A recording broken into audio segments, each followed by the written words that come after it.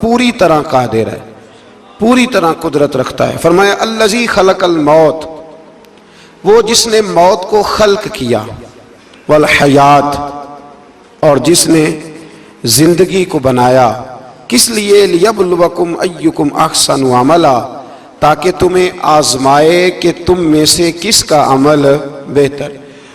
موت اور حیات، پیدا ہوتا ہے انسان، جوان ہوتا ہے، بڑا ہوتا ہے، پڑھائی کرتا ہے، کاروبار کرتا ہے، پتہ نہیں کون سے بد و جزر زندگی میں دیکھتا ہے، تو اللہ نے فرمایا اس کا ایک مقصد ہے۔ مقصد یہ ہے کہ پتہ چلے تم میں سے اچھے عمل کون کرتا ہے، تو ہم یہاں عمل کرنے آئے ہیں۔ قیامت کے دن جو بات ہوگی وہ اعمال کی ہوگی، مکان جائیداد کار کوٹھی کی بات نہیں ہوگی، تو اعمال، اچھا عمل، احسن عملہ کے تحت مفسرین نے لکھا ہے کہ کام نیکی کا جب بھی کرو ذرا زیادہ ہی اچھا کر کے کرو۔ وضو کرو تو سونا کر کے کرو، نماز پڑھو تو ذرا آج گئے پڑھنی جو ہے تو اب ذرا سونی کر کے پڑھو۔ قرآن شریف کی تلاوت کرو تو ذرا پیاری کر کے، ذرا میں مدرسے کے بچوں کے ساتھ کبھی کبھی بیٹھتا ہوں، ان سے بڑا کچھ سیکھنے کو ملتا ہے، تو کبھی کوئی بات ان کو کہنے کا بھی موقع ملتا ہے، تو میں انہیں کہا کرتا ہوں کہ ہمارے بزرگ، میری اماں جی جب قرآن مجید کھولتی تھی نا، تو جو وہ رنگ تھا نا بزرگوں کا، حالانکہ وہ حدیثوں میں ہم نے نہیں دیکھا، لیکن وہ کبھی ہم جا کے کوئی بات کرتے تھے نا، تو تلاوت کے دوران تو وہ جلدی سے منہ پہ انگلی رکھتی تھی کہ چپ کرو میں قرآن پاک پڑھ رہی ہوں، اور پھر شنیل کا غلاف، اور پھر اس غلاف کو علیحدہ چومنا، قرآن پاک کو علیحدہ چومنا، اور پھر اس کو ریل میں رکھنا، اور پھر کئی کر کے۔ تو ہم جو آج ہیں تو ہم اس عمل کو اتنا اچھا کر کے نہیں کرتے، بس ٹھیک ہے ہر وقت ہاتھ میں قرآن مجید رہتا ہے تو وہ رویہ نہیں، تو کام کرنا ہے تو اس کو کیا کریں؟ اچھا کر کے کریں، ذرا مزیدار کر کے کریں، عمل کریں تو ذرا بہترین عمل کریں۔ لیکن نبی کریم نے یہ نہیں فرمایا کہ میں تمہیں اخلاق سکھانے آیا ہوں، فرمایا میں اخلاق عالیہ کی تکمیل کرنے آیا ہوں، یعنی جو بڑا اخلاق ہے نا، احسن ترین عمل، اس کا میرے نبی پاک نے درس ارشاد فرمایا ہے۔ اس کا ایک صحابی نے پوچھا یا رسول اللہ صلی اللہ تعالی علیہ وسلم، بہترین عمل کون سا ہے؟ بہترین عمل؟ تو حضور نے فرمایا بہترین عمل اس بندے کا ہے عمر لمبی ہو پر کام سارے ہی اچھے ہوں، یعنی تو احسن طریقے سے زندگی گزارے، اچھے طریقے سے تیرا وقت گزرے۔ تو عمل جب بھی کرے نا، دیکھیں نا، صدقہ اور خیرات کرنا ہے تو تانگ آ کے بھی تو کرنا ہی ہے نا، اور غریب کو 10 چکر گھر میں لگوا کے بھی تو کرنا ہی ہے نا، اس کو 6 دفعہ ڈانٹ کے بھی تو کرنا ہی ہے، تو کرنا ہے تو لہذا صحیح کر کے کر دو۔ مطلب وہ گھر میں خاتون خانہ نے کپڑوں کے لیے پیسے مانگ لیے تو 1.5 گھنٹے کے لیکچر کے بعد بھی تو دینے ہی ہے نا، کیا خیال ہے آپ کا؟ تو اگر وقت پہ دے دیے جائیں تو چلو معاملہ ذرا، یا تو نہ دیں، بات ختم ہو گئی۔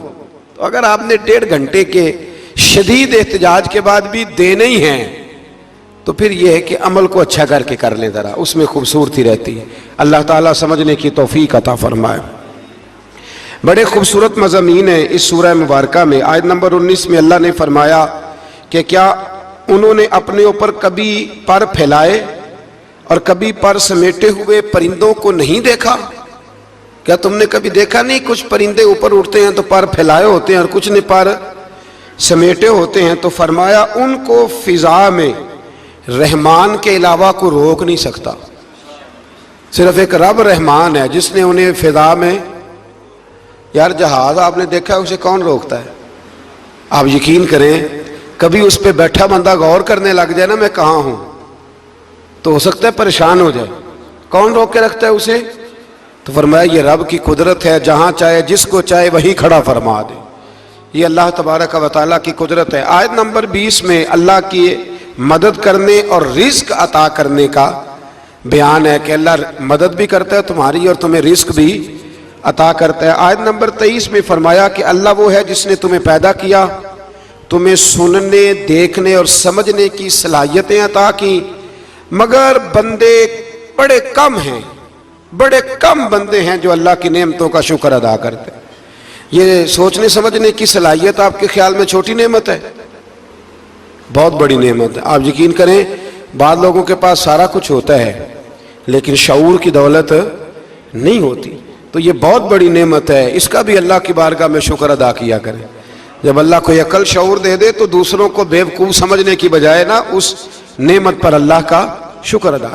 آگے سورہ قلم ہے، اس سورہ مبارکہ کے اندر اللہ تبارک و تعالی نے نا قسمیں ارشاد فرمائیں اور قسم کھا کے کہا کہ محبوب آپ کوئی مجنون نہیں، آپ کو دیوانے نہیں، یقیناً آپ کے لیے ایسا اجر ہے جو کبھی ختم نہیں ہوگا۔ اور پھر فرمایا وَإِنَّكَ لَعَلَىٰ خُلُقٍ عَظِيمٍ، محبوب جتنے عظیم الشان اخلاق تھے نا ان سب کا ہم نے آپ کو مالک بنا دیا ہے۔ یہ اعلیٰ لفظ اصطلاح ہے، قبضے کے معنی میں آتا ہے عربی میں۔ فرمایا ہم نے آپ کو اخلاق عالیہ کا مالک بنا، جتنے اچھے اخلاق ہیں ان سب کا اللہ نے نبی پاک کو مالک۔ اور سب مفسرین نے بڑا کچھ لکھا، پر بریلی کے امام نے ایک جملہ لکھا تو بڑا ہی شاندار لکھا۔ اعلیٰ حضرت فرمانے لگے کہ اخلاق یہ نہیں کہ جو کام اچھا تھا وہ نبی کریم نے کیا ہے، بلکہ فرماتے ہیں جس جس کو حضور نے کر دیا وہ اچھا ہو گیا، جس جس کو حضور نے کر دیا وہ اچھا۔ فرماتے ہیں رسول کریم کا مسکرانا بھی اچھا ہی ہے، اور کبھی دین کی مخالفوں پر ناراض ہونا بھی اچھا ہی ہے۔ نبی پاک علیہ السلام کا بدر میں تلوار اٹھانا بھی اچھا ہے، اور رسول کریم صلی اللہ تعالی علیہ وسلم کا فتح مکہ کے دن معاف کر دینا بھی، یہ سارا کچھ ہی اچھا ہے۔ بس جس کو حضور جب کرتے گئے وہ اچھا ہوتا گیا۔ اور حضرت عائشہ صدیقہ رضی اللہ تعالیٰ عنہ سے جب کسی نے پوچھا تھا کہ بتائیے نبی کریم علیہ السلام کے اخلاق عالیہ کیسے تھے، تو حضرت عائشہ صدیقہ کہنے لگی تم نے قرآن نہیں پڑھا؟ سارے اخلاق جو قرآن میں ہیں وہ سارا میرے رسول پاک کا اخلاق ہی ہے، وہ سارا میرے نبی کریم علیہ السلام کا اخلاق ہی ہے، وہ سارا اخلاق ہے رسول پاک سید عالم صلی اللہ تعالی علیہ وسلم۔ تو پھر اس سے آگے جا کے نا آیت نمبر 8 سے اللہ تبارک و تعالی نے رسول کریم صلی اللہ علیہ وسلم کو فرمایا کہ کفار چاہتے ہیں کہ دین کے معاملے میں آپ ان سے بے جا رعایت برتیں، آپ ان پر آسانی کریں، کھلی چھٹی دے دیں، اور جواب میں وہ بھی رعایت کریں گے۔ فرمایا ایسا نہیں ہو سکتا، حق پر کوئی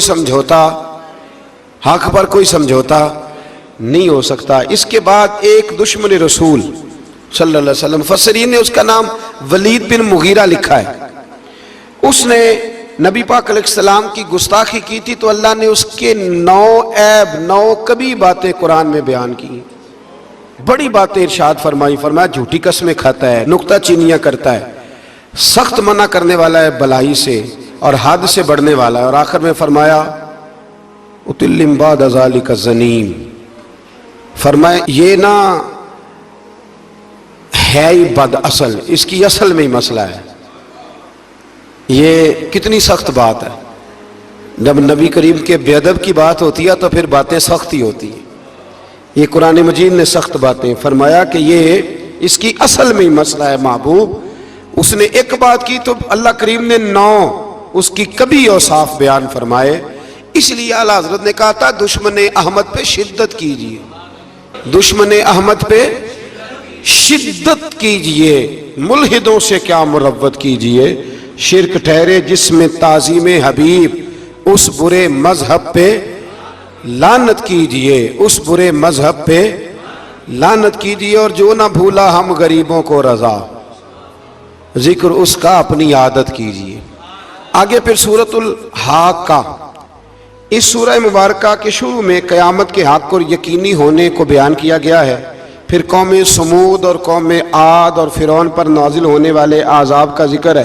یہ سارے مضامین پہلے بیان ہو چکے ہیں نا جی، ماشاءاللہ تفصیل سے ہم سن چکے ہیں، قوم عاد، قوم سمود، ان سب کے بارے میں اس سورہ مبارکہ میں اللہ نے بیان فرمایا۔ اسی سورہ کی آیت نمبر 19 سے بتایا کہ قیامت میں جس کے نامہ اعمال اس کے دائیں ہاتھ میں دیا جائے گا، یہ اس کے سرخ رو ہونے کی علامت ہوگی۔ جس کے سیدھے ہاتھ میں نامہ اعمال دیا جائے گا مطلب ہوگا کہ کامیاب ہو گیا، اور وہ افتخار کے ساتھ لوگوں سے کہے گا، بڑے فخر کے ساتھ کہے گا کہ آؤ میرا نامہ اعمال پڑھو۔ اس کے برعکس جس کا نامہ اعمال اس کے بائیں ہاتھ میں دیا جائے گا، یہ اس کی رسوائی کی علامت ہوگی، اس کی رسوائی کی علامت ہوگی، اور وہ کہے گا کاش میرا نامہ اعمال دیا ہی نہ جاتا، اور موت کے ساتھ ہی میرا قصہ ہمیشہ کے لیے ختم ہو چکا ہوتا، جس کا بھی نامہ اعمال سیدھے ہاتھ میں۔ ہمارے بزرگ فرماتے ہیں کہ سیدھے ہاتھ سے لینا دینا حضور کی سنت ہے، کوشش کریں لیں بھی سیدھے ہاتھ سے، دیں بھی، کھائیں بھی سیدھے ہاتھ سے۔ فرماتے ہیں عادت ہی سیدھے ہاتھ کی بنا لو، جب قیامت میں فرشتے نامہ اعمال دینے لگے تو عادت ہی سیدھے ہاتھ کی ہو، عادت ہی سیدھے ہاتھ کی ہو، عادت، اور سیدھے ہاتھ سے لیں، سیدھے ہاتھ سے ہی دیں۔ قیامت میں جس کا نامہ اعمال سیدھے ہاتھ میں دیا جائے گا سمجھیے وہ کامیاب ہوا۔ اور جب جس بچے کی فرسٹ پوزیشن آئی ہوتی ہے نا، وہ رزلٹ کارڈ سارے محلے کو دکھاتا ہے، اور جو فیل ہو جاتا ہے وہ ابا جی کو بھی نہیں دکھاتا، وہ کہتے ہیں کہ وہ ابھی آیا نہیں، ملا نہیں۔ قیامت کے دن بھی جو کامیاب ہوں گے نا وہ دنیا کو بتائیں گے کہ اللہ نے فضل کر دیا، اور جو ناکام ہوں منہ چھپاتے پھریں گے۔ اللہ ہمیں پردہ پوشی عطا فرمائے۔ پھر آگے سورۃ المعارج ہے۔ اس سورت کے شروع میں ہی عذاب قیامت کا ایک بار پھر بیان ہے کہ حشر کا ایک دن 50,000 سال کے برابر ہوگا، آسمان پگھلے ہوئے تانبے کی طرح ہو جائے گا، اور پہاڑ دھنی ہوئی رنگین اون کی طرح ہو جائیں گے، کوئی کسی کا پرسان حال نہ ہوگا۔ اس وقت مجرم یہ تمنا کریں گے کہ بیوی بھائی رشتہ دار، بیوی بھائی رشتہ دار اور تمام اہل زمین سب کو اپنا فدیہ دے کے اپنی جان چھڑا لیں، سب کو دھونس دے آگ میں لیکن اپنی جان چھڑا لیں۔ اس دن انسان کا یہ حال ہوگا۔ یہ جو کچھ لوگ، میں نے پہلے بھی کہا تھا کہ کچھ لوگ نا مذاق اڑاتے ہیں قیامت کے عذاب کا، قبر کے عذاب کا، یہ بات درست نہیں ہے۔ دیکھیں نا کہ اللہ تعالیٰ نے قرآن مجید کی واضح آیات میں عذاب کا ذکر فرمایا ہے۔ کیوں فرمایا ہے؟ کہ لوگ اس عذاب سے ڈرے، اس سے بچنے کے لیے تیاری کریں، یہ بیان فرمایا۔ اب یہاں لوگ مذاق اڑاتے ہیں معاذ اللہ تعالیٰ، کہتے ہیں دیکھو جی فلاں مولانا کہہ رہے تھے بچھو آئیں گے تو یہ ہوگا۔ خدا کے بندو، مولانا کون ہوتے ہیں؟ مولانا کون ہوتے ہیں یہ بات کرنے والے؟ یہ تو حدیثوں میں آئی، قرآن مجید کی آیات میں آئی۔ آپ مذاق نہیں اڑائیں بلکہ کوشش کریں کہ اللہ تبارک و تعالی ہمیں سمجھنے کی توفیق عطا فرمائے۔ پھر آیت نمبر 19 سے انسان کے کم حوصلہ ہونے، مصیبت کے وقت گھبرا جانے اور نفع پہنچنے کی صورت میں بخل کرنے کا ذکر ہے۔ فرمایا بڑے کم حوصلے والا ہے، مصیبت کے وقت گھبرا جاتا ہے، اور اگر اسے ہم نفع دیں نا تو جب نفع ملے تو چاہیے تھا نا سخاوت کرتا، تو اس وقت کیا کرتا ہے؟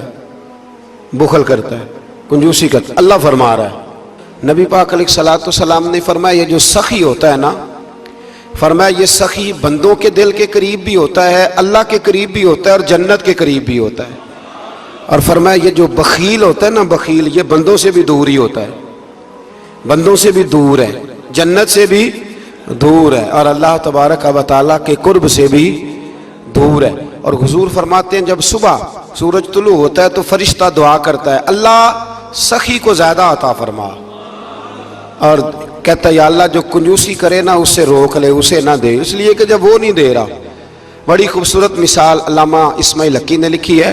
آپ فرماتے ہیں کنویں سے سارا پانی ختم ہو جائے تو نیچے سے تازہ آ جاتا ہے، اور اگر پانی ختم نہ ہو اندر ہی پڑا رہے تو باسی ہو جاتا ہے۔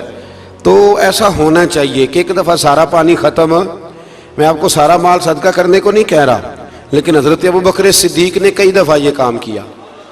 ہجرت کی رات بھی سارے پیسے ہی لے گئے، تبوک کے دن بھی سارے پیسے خرچ کر دیے، حضور نے اعلان کیا تو سارے پیسے ہی۔ مولانا حسن رضا صاحب فرمایا کرتے تھے اعلیٰ حضرت کے بھائی، بیاں ہو کس زبان سے مرتبہ صدیق اکبر کا کہ محبوب خدا محبوب ہے صدیق اکبر کا، اور لٹایا راہ حق نے گھر کئی بار اس محبت سے کہ لٹ لٹ کر حسن گھر بن گیا صدیق اکبر کا، لٹ لٹ کر حسن گھر بن گیا صدیق اکبر کا۔ تو کنجوسی سے بچنے کی کوشش کریں۔ ہاں اسلام فضول خرچی سے منع کرتا ہے، فضول خرچی نہیں کریں، لیکن جہاں خرچ کرنا ہو وہاں سے کنجوسی بھی نہ کریں۔ پھر اس سے آگے سورہ نوح کا ذکر ہے۔ اس سورہ کے شروع میں ہی نوح علیہ السلام کا اپنی قوم کی طرف مبعوث ہونے پر قوم کو اللہ کی عبادت کی دعوت دینے اور گناہ چھوڑنے کا ذکر ہے۔ پھر حضرت نوح علیہ السلام نے جو اپنی قوم کے بارے میں اللہ سے فریاد کی کہ اللہ جی نہیں مانتے، پھر عذاب آیا، تو اس ساری بات کا اللہ نے سورہ نوح کے اندر ذکر فرمایا۔ پھر آگے سورۃ الجن ہے، سورہ جن۔ میں نے آپ کو پچھلے کچھ اسباق میں بھی بتایا تھا کہ جن نبی کریم علیہ السلام کے غلام تھے، حضور کا کلمہ پڑھتے تھے۔ جنات مسلمان ہوتے ہیں، بلا وجہ کسی کو تنگ نہیں کرتے۔ ہمارے ہاں جتنا شور ہے نا جنات کے آنے کا، اتنے آتے نہیں، اتنا کالا جادو ہوتا نہیں جتنا کہ ہم لوگوں نے سمجھ لیا ہے۔ قرآن مجید کی آخری 2 سورتیں پڑھیں، اللہ اپنی رحمت فرمانے والا ہے، اللہ کرم نوازی کرنے والا ہے۔ اس صورت میں اس امر کا بیان ہوا ہے کہ جنات جو تھے وہ عالم بالا میں خبروں کی سن گن کے لیے، خبریں تلاش کرنے کے لیے جایا کرتے تھے، مگر اب وہ وقت آ گیا ہے کہ عالم بالا میں ان کا داخلہ بند کر دیا گیا ہے۔ ایک وقت تھا کہ جنات خبریں سننے گننے کے لیے چلے جاتے تھے، اب ان کا داخلہ اب وہاں کی خبریں بتا سکتے، یعنی کوئی بابا جی اگر کہہ دینا کہ مجھے جن نے بتایا ہے کہ تیری اتنی روزی ہے، اتنی باندھ ہے، تب تو مر جائے گا، تو یہ بات اس لیے درست نہیں کہ اب جنوں کا وہاں جانا ویسے ہی بند ہو گیا۔ تو اب بابا جی تو آپ کو پتہ ہے نا، یہ بھی کہہ دیتے ہیں اللہ ماشاءاللہ کہ وہ چیزیں پیسے مانگتی ہیں، یعنی بڑی بڑی عجیب فلسفے کے ساتھ نا وہ چیزیں پیسے مانگتی ہیں۔ تو میں نے کہا مطلب چیزوں کا پیسے مانگنا تو سمجھ میں نہیں آتا، یا پھر کوئی ایسی بات بتا دی جاتی ہے کہ جس سے وہ پیسے دینے والا ماحول بن جاتا ہے۔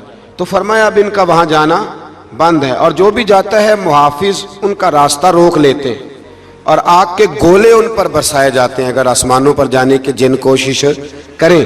جنات نے مشورہ کیا کہ پورے روئے زمین کا جائزہ لے کے دیکھیں آخر یہ سارا منزل کیوں تبدیل ہو گیا، تو ضرور کوئی بڑی تبدیلی آئی ہے۔ حضرت ابن عباس رضی اللہ تعالیٰ عنہ نے بیان کیا کہ ان کی ایک جماعت مکے کی طرف گئی، اور وہاں نبی پاک علیہ السلام عکاظ کے بازار میں اپنے اصحاب کو صبح کی نماز پڑھا رہے تھے۔ انہوں نے یہ قرآن سنا، اور پھر جن جا کے دوسروں کو کہنے لگے کہ ایسا قرآن سن کے آئے ہیں کہ جیسا کبھی نہیں سنا۔ تو آؤ پھر محبوب کریم کی بارگاہ میں چلتے ہیں، خود بھی مسلمان ہوئے اور اپنی قوم کو بھی اسلام کی دعوت دی۔ اس کی آیت نمبر 26 میں اللہ تبارک و تعالیٰ نے فرمایا، یہ سورہ جن جو ہے نا، اس کی آیت نمبر 26، اللہ کریم نے ارشاد فرمایا عالم الغیب فلا یظہر علی غیبہ احدا، فرمایا غیب کا جاننے والا اپنے غیب پر کسی کو مطلع نہیں کرتا، غیب کا جاننے والا آگاہ نہیں کرتا اپنے غیب پر کسی کو بھی۔ آگے فرمایا الا من ارتضی من رسول، لیکن اپنے رسولوں میں سے جس کو پسند کرتا ہے اس کام کے لیے چن لیتا ہے۔ کسی عام بندے کو غیب پر مطلع، یہ آیت نمبر 26 میں نے کتنی دفعہ یاد کرائی آپ کو؟ تو بھئی عقائد جو ہوتے ہیں وہ جب سے ہم قرآن مجید پڑھ رہے ہیں جگہ جگہ عقائد آئے ہیں اہل سنت کے، جگہ جگہ آئے ہیں، تو آپ سمجھیں نا کہ یہ عقیدہ جو ہوتا ہے یہ شعر سے ثابت نہیں ہوتا، یہ قرآن حدیث سے ثابت ہوتا ہے۔ شعر تو ایک ذوق کا نام ہے۔ تو فرمایا عام آدمی کو اللہ غیب پر اطلاع نہیں دیتا، پر اپنے رسولوں میں سے جس کو چاہتا ہے اس کام کے لیے چن لیتا ہے۔ تو بتائیے نبی پاک سے بڑھ کے بھی اللہ کسی کو چاہتا ہے؟ حضور نے فرمایا خبردار ہو جاؤ، اس نے مجھے اپنا محبوب بنایا ہے، الا وانا حبیب اللہ، خبردار میں اللہ کا حبیب بن کے آیا ہوں۔ تو علم غیب اللہ نے اپنے رسول کو دیا، اور اس کی برکت سے نبی کریم علیہ السلام نے دین کا بہت سارا کام کیا۔ حبیب کریم علیہ السلام نے بہت ساری باتیں، اور بہت سارے ایسے لوگ ہیں جو صرف حضور کا غیب دیکھ کے ایمان لائے، یعنی ایمان ہی غیب دیکھ کے لائے۔ خود حضرت عباس نبی کریم کے چچا، وہ جب بدر کے لیے آنے لگے نا، وہ آنا اس وقت بھی نہیں چاہ رہے تھے، پر قبیلے اور برادری نے مجبور کر کے انہیں ساتھ تیار کیا۔ وہ آئے نا تو جو گھر میں سونا پڑا تھا نا وہ ایک جگہ پہ چھوڑ آئے، اپنی بیوی کو کہنے لگے کہ میں آ گیا تو نکال لوں گا، اور اگر میں قتل کر دیا گیا تو تو نا نکال کے بچوں پہ خرچ کر دینا۔ تو نبی پاک علیہ السلام کے پاس جب یہ قیدی ہو کے آئے تو حضور نے فرمایا چچا فدیہ دو، اتنے پیسے دو، چلے جاؤ۔ تو کہنے لگے میرے پاس تو شے ہی کوئی نہیں۔ وہ جو 15 دن عمرے والے وہاں رہتے ہیں نا، وہ 2.5 من کی شاپنگ کر لیتے ہیں، اور جب کسٹم والا کہتا ہے پیسے دو تو تازہ عمرہ کیا ہوتا ہے، کہتے شے ہی کوئی نہیں۔ یہ ظلم ہے، تازہ عمرہ کیا ابھی آئے ہیں، ہاں جی۔ تو مطلب اتنی وہ خستہ حالی ہو جاتی ہے. یہ میں پریکٹیکل بتا رہا ہوں اللہ کے فضل سے. ایک سے میں نے کہا تو مجھ سے لے لے, کہتا چپ کرو تسی کو بچ بول دے. میں نے کہا مجھ سے لے لو دے دینا, کہتے تو چھڈو. بھائی چھوڑیں, آپ کیوں غلط بات کرتے ہیں. تو بہت سارے بندے ہوتے ہیں جو کہتے ہیں شے ہی کوئی نہیں, بالکل کوئی شے نہیں. ہاں کوئی پلاٹ سستا بک رہا ہو تو پیسے نکل آتے ہیں, پھر کہتے ہیں میں پھڑے نہیں کسی کو لو. بھائی کو کھا جائے گا, چلے ٹھیک ہے آپ چھپائیں اپنی دولت کو, لیکن ان لفظوں کے ساتھ ناشکری کرنا کہ شے ہی کوئی نہیں, یہ معاملہ درست ہے. تو حضرت عباس نے بھی نا نبی کریم کی بارگاہ میں عرض کیا, حضور کوئی شے نہیں, کہاں سے دوں؟ تو حضور مسکرائے. حضور نے فرمایا چاچا جب گھر سے نکلنے لگے تھے تو وہ اکیلے میں میری چچی کو بلا کے جو پیسے دے کے آئے تھے, اور وہ اس کو کہہ کے آئے تھے کہ میں آ گیا تو میں تمہیں بتاؤں گا کیا کرنا ہے, نہ آیا تو پھر نکال کے بچوں پہ خرچ کر دینا. یہ سن کر حضرت عباس پہ راشا ہوا طاری. یہ سن کر حضرت حفیظ جلندری کہتے ہیں یہ سن کر حضرت عباس پہ راشا ہوا طاری کہ پیغمبر تو رکھتا ہے دلوں کی بھی خبرداری. خیال آیا مسلمان نیک و بد پہچان جاتے ہیں اور محمد آدمی کے دل کی باتیں جان جاتے ہیں. محمد آدمی کے دل کی باتیں جان جاتے ہیں, اور کوئی غیب تم سے نہا ہو بھلا جب خدا ہی نہ چھپا رہا. تم پر کروڑوں درود و سلام جب خدا ہی نہ چھپا رہا. کتنی عجیب بات ہے. یہاں بھی لوگ ترازو لے کے بیٹھے ہیں. اقبال سے کسی نے کہا کہ دو علماء کی بحث ہے, کہتا ہے حضور کو غیب نہیں, دوسرا کہتا ہے آؤ چلیں. تو اقبال کہنے لگے مجھے شرم نہ آئے گی میں وہاں چلا جاؤں جہاں لوگ میرے نبی کا علم تولنے کے لیے ترازو لے کے بیٹھے ہیں, حضور کا علم تول رہے ہو. اقبال کہنے لگے میرے نبی کے تو غلاموں کا علم نہیں تولا جا سکتا, تم حضور کے علم کی بات کرتے ہو. یہ تھوڑا سوچ سمجھ کے بات کرنی چاہیے. اور نص قطعی ہے قرآن پاک کی. ایک دن سجا لیا تھا میرے نبی پاک نے ممبر, فرمایا پوچھ لو پھر جو پوچھنا ہے پوچھو. تو حضرت عمر جیسے لوگ اٹھ کے کھڑے ہو گئے, کہا یا رسول اللہ ہم اللہ کے رب ہونے پہ راضی ہیں, آپ کے رسول ہونے پہ راضی ہیں, اسلام کے دین ہونے پہ حضور ہم بڑے راضی ہیں, ہم بڑے راضی. اس لیے یہ تو ایسا مسئلہ ہے کہ اس مسئلے کو دیکھ دیکھ کے لوگ مسلمان ہوئے. تو حضرت عباس کو جب حضور نے ساری بات بتائی نا تو حضرت عباس کہنے لگے فدیہ مرضی کا لے لینا پر پہلے مجھے کلمہ پڑھاؤ. کہا کیوں؟ فرمایا مجھے سمجھ آ گئی ہے, وہ بات میرے اور میری بیوی کے علاوہ کسی کو پتہ ہی نہیں, اگر آپ کو پتہ چلی ہے تو یقیناً آپ کو کوئی بتانے والا ہے, تو وہ جو آپ کو بتانے والا ہے نا وہی رب العالمین ہے. تو حضور کا تو غیب دیکھ کے دنیا کلمہ پڑھ جاتی تھی. اس پر بڑی تفصیل سے میں نے ایک دفعہ بات کی تھی, موقع ملا تو وہ ساری روایات ایک جگہ کسی وقت جمع کریں گے انشاءاللہ تعالی, اور آپ کو عرض کریں گے کہ وہ کیا خوبصورت ماجرا ہے. اور اب تو الحمدللہ ایک اور آسانی بھی ہو گئی ہے. میری باتیں کوئی اس قابل تو نہیں تھی, لیکن چونکہ اللہ رسول کے فرامین تھے تو ایک دوست نے لکھنی شروع کر دی, انشاءاللہ جلدی چھاپ بھی جائیں گی. تو عرض کرنے کا مقصد یہ ہے کہ یہ چیزیں آئیں گی اور آپ کو بتائیں گے کہ اللہ نے اپنے محبوب کریم کو کس طرح غیب کے خزانوں کی کنجیاں عطا فرمائی ہوئی. تو اس سے آگے پھر سورہ مزمل شروع ہوتی ہے. سبحان اللہ. سورہ یا ایھا المزمل, کہا او چادر اوڑھنے والے محبوب, قم اللیل الا قلیلا, ساری رات نہ بیدار رہا کر, تھوڑا آرام بھی کر لیا کر, تھوڑا سا. کیا کہا حضرت نے؟ خدا کی رضا چاہتے ہیں دعا لو, خدا چاہتا ہے رضا. اور درویش کہتے ہیں رب آکھیا سونے محبوبہ تیرے 100 ناز اٹھانا ہاں, لوکی میریاں قسماں چاندے نے میں تیریاں قسماں چاہنا. کہا اے میرے پیارے حبیب, اے چادر اوڑھنے والے, تھوڑا آرام بھی کیا کریں. حضور ساری رات نماز پڑھتے تھے نا, اللہ نے کہا محبوب تھوڑا آرام بھی کیا کریں. پھر اس میں بڑے خوبصورت چیزیں اللہ کریم نے بیان فرمائی ہیں, قیامت کی ہولناکیوں کا بھی ذکر فرمایا ہے.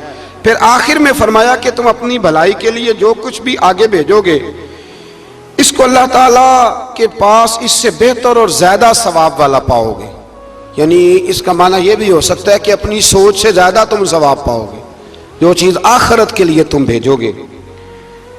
اور اللہ سے مغفرت طلب کرتے رہو, بے شک اللہ بہت مغفرت فرمانے والا اور بے حد رحم کرنے والا ہے.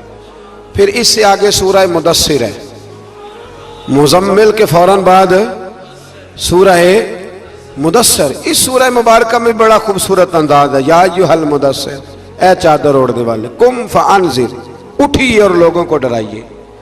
उठिए, आप पैगाम दीजिए, उठिए लोगों को डराइए। उठ बांध कमर क्यों डरता है, फिर देख खुदा क्या करता है।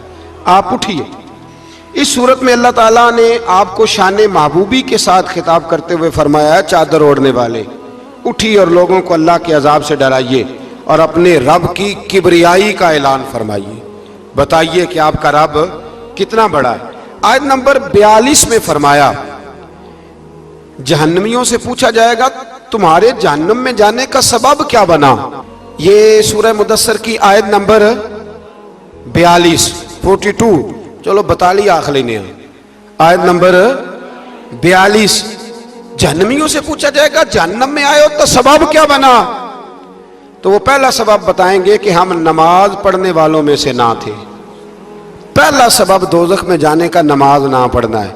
रमजान के बाद भी पढ़ेंगे इंशाअल्लाह, और ईद वाले दिन भी पूरी 5 पढ़नी है इंशाअल्लाह, पूरी 5। ये नए कपड़े लोगों को बाद में दिखाना, पहले सवेरे पहन के ना रब की बारगाह में जाओ। सवेरे पहन के ना अल्लामा अब्दुल सत्तार खान न्याजी, अल्लामा न्याजी, मैं जब उनके मज़ार पे जाता हूँ ना, मियाँ वाली जाने का जब मौका मिलता है तो मैं ना खड़ा होता हूँ। आप यकीन करें उस बंदे की कब्र पे खड़े होके भी जज्बा ही मिलता है। क्या बंदा था वो ना, पगड़ी बांधते थे बड़ी। हमारे बरेली शरीफ के बुजुर्ग भी ना वो पगड़ी बांधते शिमले वाली। चले आज बात आ गया तो उसकी भी मैं हिकमत बता दूं। वहां ना सिख भी पगड़ी बांधते हैं, तो कपड़ा भी अक्सर एक जैसा ही उनके लिए आता, तो मुसलमान भी खरीद लेते थे। तो वो सिख जो होता है ना, वो शिमला नहीं निकालता, तो उससे फर्क करने के लिए वहां के मशाइख ने ना शिमला निकालना शुरू किया। तो मैं शादी बांधा करता था, तो एक दफा मुझे हजरत मुफ्ती तहसीन रजा साहब रहमतुल्लाह ताला अलैह फरमाने लगे शिमले वाली बांधा करो। तो मैंने कहा हुजूर अब छोटे लोगों को तो अच्छी नहीं ना लगती। तो फरमाने लगे लोगों को थोड़ी दिखानी है, ये तो रसूलुल्लाह की सुन्नत है, तो आप शिमले वाली बांधे। जब हम जो कह रहे हैं, तो मैं भी अक्सर वो पगड़ी बांधता हूँ, और कभी बहुत बड़ी बांधते थे। तो अल्लामा न्याजी पगड़ी बांधते थे, तो जिन लोगों ने देखा बड़ी ऊंची होती थी, वो बड़ी ऊंची पगड़ी और हाथ में छड़ी होती थी, और कभी वो तकरीर करते थे तो जमीन पे लगाते थे, तो पता चलता था कि मर्द बात कर रहा है। और अल्लामा इकबाल के डायरेक्ट शागिर्द थे अल्लामा अब्दुल सत्तार न्याजी, शागिर्द। वो मदीना शरीफ जाने लगे ना, तो किसी ने उनसे कहा न्याजी साहब ये पगड़ी उतार के जाओ, ये पगड़ी उतार के जाओ। तो अल्लामा न्याजी साहब फरमाने लगे क्यों उतार के जाऊं, पहन के जाऊंगा। जब हुजूर की बारगाह में न्याजी का सर झुकेगा तो शिमला भी झुकेगा, और दुनिया को पता चलेगा जिसका सर कभी कहीं नहीं ना झुकता, इस रोजे पे आके उसकी गर्दन भी झुक जाया करती। इसलिए साथ लेके जानी है पगड़ी, ताकि लोगों को पता चले।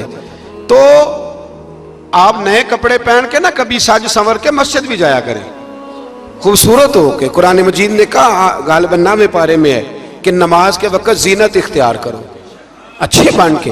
तो नए कपड़े पहन के ना ईद वाले दिन 5 नमाजें पाबंदी से पढ़नी है इंशाअल्लाह ताला। ये राश देखना है इंशाअल्लाह ताला, पता चलेगा कि रमजान के रोजों ने असर किया हमारे ऊपर। तो जहन्नमियों से पूछा जाएगा दोज़ख में आने का सबब क्या बना, तो कहेंगे हम नमाज पढ़ने वालों में से ना थे, और दूसरी बात ये कहेंगे कि हम मिस्कीन को खाना नहीं खिलाते थे।